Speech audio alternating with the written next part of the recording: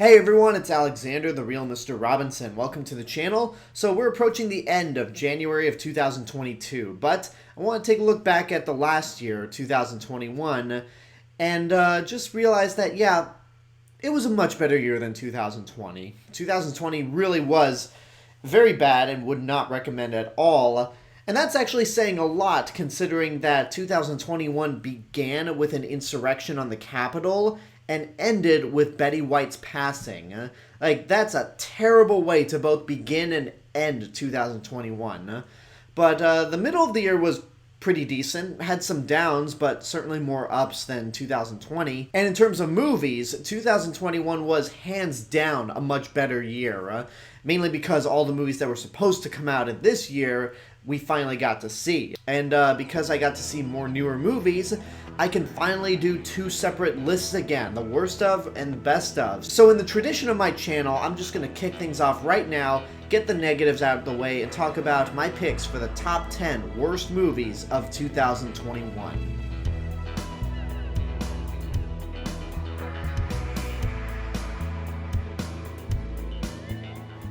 Now, despite the fact that I got to see more newer releases than in 2020, I didn't see enough to where I had to make a dishonorable mentions list. And quite frankly, I just want to get the negative stuff out of the way right now. So, no dishonorable mentions, but I'm going to jump into my biggest disappointment of 2021. And for those of you who are new to the channel, basically this is the movie that I was really looking forward to. Had high expectations for it, but I walked out incredibly disappointed. And for me, the biggest disappointment of 2021 was Halloween Kills. I really loved the 2018 Halloween movie from Blumhouse. I thought it was a really fun slasher, but it was also a really great character movie around Laurie Strode as she's struggling with PTSD. This movie's not that. Laurie Strode is mostly confined to a hospital, and it's pretty much Michael Myers going around killing people all over again, which nothing really wrong with that. I mean, that's one of the main reasons why we watch these movies.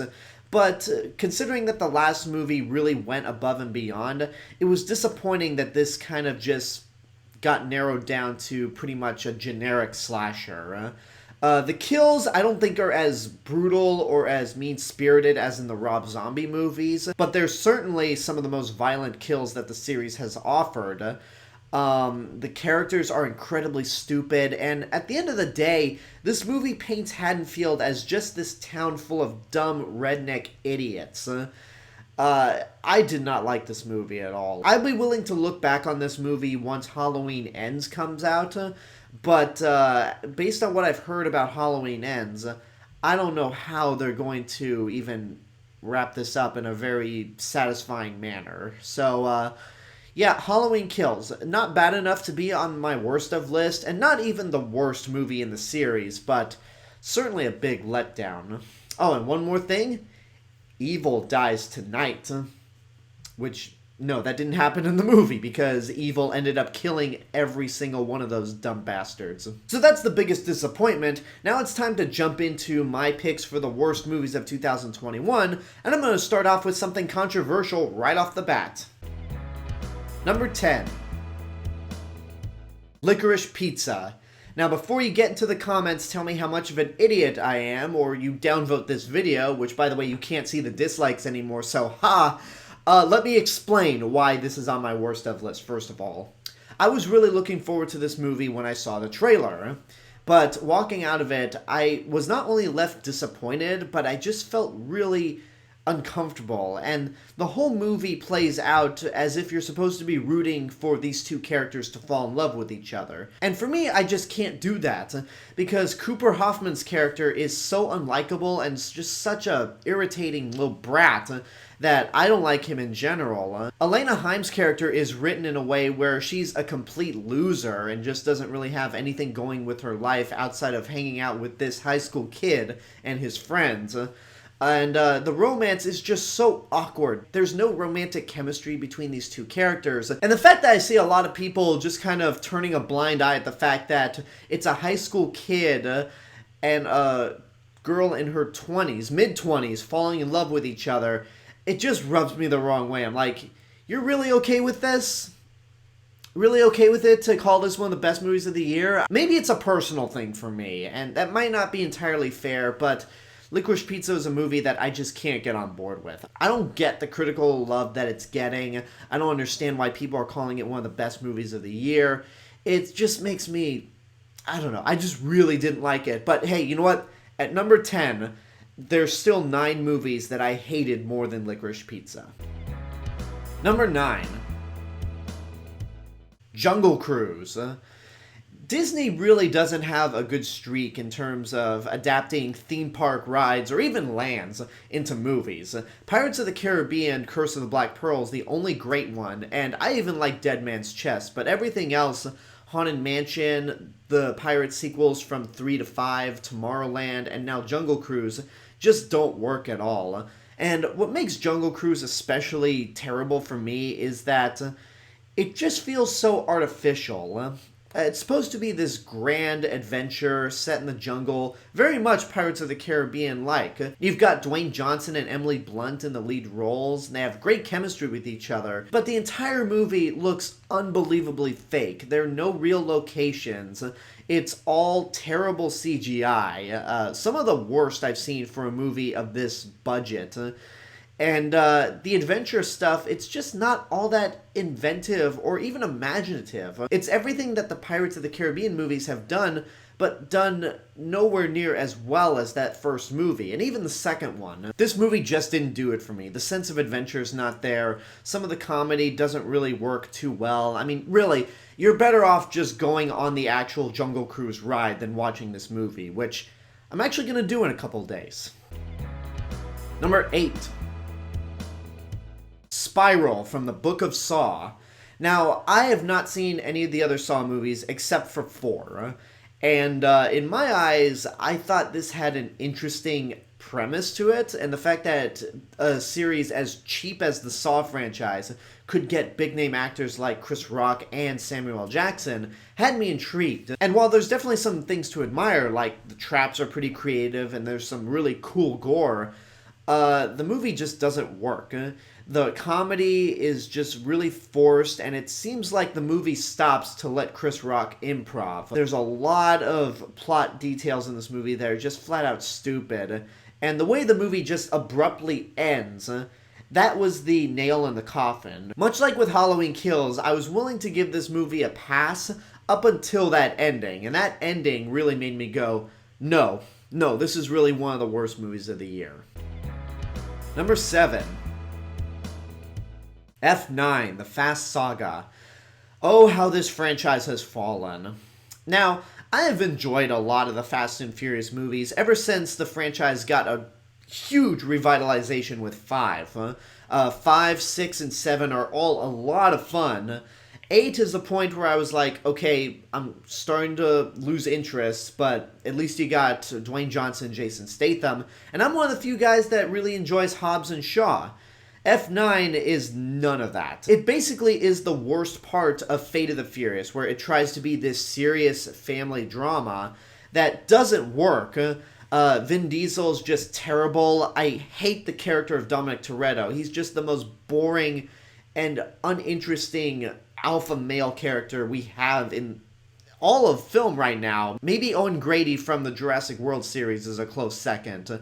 John Cena's terrible and shows that he can't really do drama. His strong suit is comedy, as both the Suicide Squad and Peacemaker are showing us. And everything that fans have been asking for with this movie, Han coming back from the dead, that completely invalidates Furious 7, which the whole reason for that movie happening is that they can get revenge for the death of Han, and then going into space. That's something people joke about, and in this movie, not only do they do it, but it's not impressive at all, and considering how it just ends, I don't think they're ever going back to space, so this movie was a waste of time. I think it's the worst of the Fast and the Furious series, and for a while, it was the worst movie I saw. But as you can tell from this list, there are 6 movies that I think are far worse than F9. Let's hop into the next one. Number 6. Tom and Jerry. When the trailer for this movie came out, I didn't know what to make of it. I was more confused than anything. Then the movie came out, and it just left me even more confused. It's the worst type of kids movie you could possibly imagine. I mean, okay, maybe there's one worse coming up that I think definitely beats Tom and Jerry, but for this movie in particular, it feels like a movie that should have come out back in the early 2000s, like 20 years ago. The comedy is so terrible, so random. Chloe Grace Moretz tries as hard as she can to make this movie amusing when Tom and Jerry are not on screen, and God bless her for it, but her character is written in a way where she is just unlikable from the start, and she's a flat-out con artist. There's nobody to like in this movie at all. The rules that it establishes with every animal being a cartoon character, even if it's a dead fish in a marketplace, why? Like, that... There are just so many confusing decisions that went into this movie, and it's just lazy. Like, I can't get on board with people saying, oh, it's for kids, and it's perfectly fine for kids. I'm like, no, kids deserve better than something like Tom and Jerry. And when I talk about my best of list, I will list several examples on how kids deserve better. Number 5. Snake Eyes, G.I. Joe Origins. Quite possibly the most boring action movie I have seen all year, and maybe in 5 years. Because F9 is terrible, but at least it had some amusing elements. Like that first action scene, I will still stand by as being pretty great. There's nothing like that in Snake Eyes. I mean, first of all, nobody really cares about G.I. Joe anymore. The 2 live-action movies that came before this are pretty bad and really uninspired, and this movie is just the worst. It's based on a character that the only reason people like is because he's silent and mysterious. The backstory they give for him is just... It's terrible. It's uninteresting, it's boring, and you don't even get to see him in the Snake Eyes suit until the final scene of the movie. It's not even the final scene, it's maybe the last 30 seconds before credits roll. It's just terrible, and I would be shocked if they try to make more live-action G.I. Joe movies in the future after seeing this. But the one plus side I can say about Snake Eyes is that it didn't anger me. I never watched this movie and found myself mad. No, the movie to make me do that is... Number 4. Venom, Let There Be Carnage. I cannot stand these 2 Venom movies. Like, the first one, I can give a pass on for being so bad that it's enjoyable to watch. It's one of those good, bad movies out there. I cannot in good conscience say that for the sequel. It pretty much took all the things that I hated about the first Venom movie and doubled down on it. Tom Hardy is insufferable, and he cannot do comedy at all. The dynamic between Eddie Brock and Venom is an odd couple type pairing, which that completely goes against the roots of the character, where it's a symbiotic relationship. And I also realized what really irks me about this movie, and especially Tom Hardy in these movies. He's the only one who is acting like a complete goofball. Like, he is just so bizarre, and it's a Razzie-worthy performance. But everyone else is trying to be straight. They're trying to take this as seriously as possible, and you really have to have everyone on the same page. And then the balls. The absolute balls of this movie to end on a stinger to where Venom's in the MCU. The only good thing I can say about that stinger, now that we have Spider-Man No Way Home, is that Marvel pretty much went, no, we're not having Tom Hardy fight Tom Holland's Spider-Man. Instead, we're gonna send him back to his universe, but just leave a little bit of Venom symbiote in the MCU, that way we can do this character correctly. So if the MCU is planning to do Venom correctly, then I have no reason to watch these particular movies anymore, and yeah, I just hate these movies. If the first Venom was a movie that should have come out around the same time as Ang Lee's Hulk or Ben Affleck's Daredevil, then this movie right here is one that should have come out the same time as Batman and Robin. That's how bad this shit is. And look, I'm not gonna call anyone an idiot for liking this movie. Like what you like, but don't try to convince me otherwise that this is a good representation of Venom, because it's not. Number 3. Space Jam: A New Legacy. Now, I'm one of those very rare 90s kids that actually doesn't care for the original Space Jam. At best, it's just okay. It has some charming Looney Tunes moments to it, but overall, I don't care for it. Space Jam: A New Legacy, on the other hand, makes that original movie look like Who Framed Roger Rabbit by comparison, because this one right here, it's pretty much Ready Player One, it's a big corporate sellout, and it's just so not a Looney Tunes movie. Like, the best aspects about that first Space Jam, even though it's not particularly good, is that it has Looney Tunes elements to it. This movie doesn't even have that at all. And it's even worse than Tom and Jerry, in my opinion, because of all the whorish corporate product placement. And just the shameless attempt from Warner Brothers to try to promote all of their big franchises in this movie, when it should have been just another Looney Tunes movie. That's one of the main reasons why I'm not excited about Multiverses, the video game that's coming out, because it just keeps reminding me of how corporate and how much of a sellout this movie is right here. LeBron James is not an actor at all, and he's actually quite terrible. There's nothing about this movie that I would recommend at all. Like, it really frustrated me. And out of all the movies that Warner Brothers released that got both the theatrical and HBO Max release simultaneously, I am so glad that I didn't bother to see this one in theaters, because I truly hated it. Number 2. Titane. Yeah, if Licorice Pizza wasn't enough of a controversial pick for this worst of list, now I have a foreign film that is getting a lot of critical praise. And once again, I don't understand why. This movie, I didn't know what to make of it going into it. I heard it was really dark, really disturbing, and the first half I thought was intriguing at the very least. I mean, your lead character has sex with a car, and throughout the entire movie, I just was waiting for that car baby to pop out. But the first half of the movie is the more interesting part. The second half, it feels like it comes out of nowhere. It's a completely different movie altogether. Nothing really happens, and it leads to a big build-up that just isn't rewarding at all. It really does baffle me why this movie is getting as much love as it's getting. Now, maybe it's on me. Maybe my dumbass doesn't quite understand it, but I don't think I even want to understand it. Like, it's just not interesting. It's not appealing to watch. I mean, the first half, again, I think has an interesting setup, but that second half, so much stuff from the first half is completely abandoned in that second half, and for me, it's just not worth it. I hope this does not win the Oscar for Best Foreign Film, because it's going to get nominated. I pray it doesn't win. I hope the Academy has more common sense than to give this the award. So despite the fact that I put Licorice Pizza and Titane in my worst of list, I hope you guys stuck around, because now we're at number 1.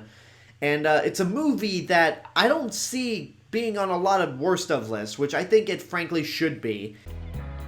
Number 1. Dear Evan Hansen. A movie that, when it came out, got destroyed by critics. It was massacred by everyone who saw it, and for some reason, it has not popped up on any worst of lists that I've seen. And I think this is a movie that, frankly, should be on more worst of lists, because it's so insulting, it's manipulative, it's so sappy. Your lead character is just so unlikable, creepy, and it's just really an unpleasant movie to watch. And the way it portrays mental health, like, it goes in, if I'm going to be fair, it goes in with some good intentions, but the way this movie plays out, it comes across as more of an insult to mental health than anything. The musical numbers are so bland, so boring, that I keep forgetting that this is supposed to be a musical. It's got reprehensible characters, and I just am shocked that this is avoiding so many worst of lists. I mean, maybe people forgot about this movie. And admittedly, as angry as Venom, F9, and Space Jam: A New Legacy left me, those movies never insulted my intelligence. Now, Space Jam and Venom came close, but I feel like Dear Evan Hansen is just more insulting than either of those movies. And for that alone, that's why this is the worst movie of 2021 in my eyes. And there you go. Those are my picks for the bottom 10 worst movies of 2021. I want to thank you for your patience as I get this list out, but I've just been procrastinating, no other way to put it. But in a couple days, I want you guys to keep your eyes open for my picks for the best movies of 2021. That's the list I'm always looking forward to talking about, because I always love talking about the movies that I love rather than the movies that I hate. But until then, I want to know what you guys think about this list and what your least favorite movies of 2021 are. Whatever those picks may be, let me know in the comments below. And until next time, this is the real Mr. Robinson telling you there's only one. Hello everyone, I just wanted to say thank you all for watching my list for the worst movies of 2021. Make sure you like the video, subscribe to the channel, and hit the bell button to get notifications. Don't forget to follow me on Facebook, Twitter, Instagram, go check out my Twitch channel, and support me on Patreon. I'll see you guys in the next video, but until then, have a good day, and take care of yourselves.